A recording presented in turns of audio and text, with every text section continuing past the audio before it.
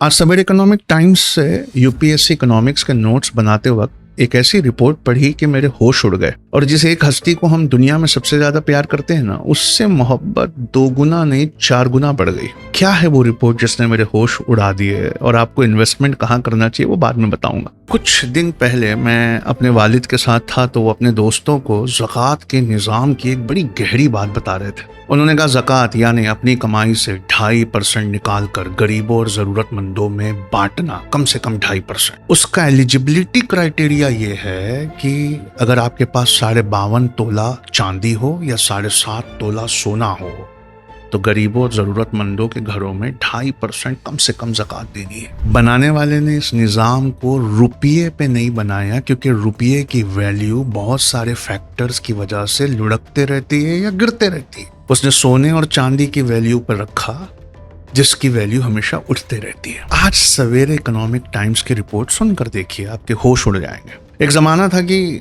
12 ounce चांदी से 1 ounce सोना खरीदा जा सकता था। आते आते 2004-05 में 85 आउंस चांदी खरीदने में सिर्फ 1 आउंस सोना आप खरीद सकते। और कोविड के बाद जब दुनिया की हर करेंसी लुढ़कने लगी, तो उस वक्त 106 आउंस चांदी की कीमत के बराबर 1 आउंस सोना हो गया।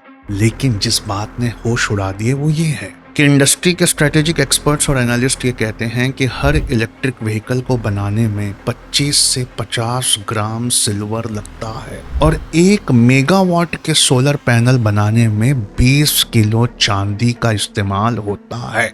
आने वाले 9 से 10 सालों में इलेक्ट्रिक व्हीकल्स और सोलर पैनल की डिमांड की वजह से चांदी फिर से उठेगी, और चांदी की डिमांड इतनी ज्यादा होगी कि उसके प्राइसेस पूरी दुनिया में बढ़ेंगे। क्या अब आप समझ पाए कि ज़कात देने वाले ने सिर्फ सोना क्यों नहीं कहा, सोना और चांदी क्यों कहा? कभी कभी दुनिया पढ़ने जाओ तो दीन से इंसान और करीब आ जाता है। इस तरह की तालीम हमें अपने बच्चों को देना चाहिए।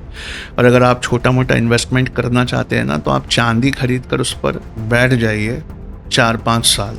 वो चांदी की वैल्यू आपको आपके इन्वेस्टमेंट में सारा लौटा देगी। I hope you understand.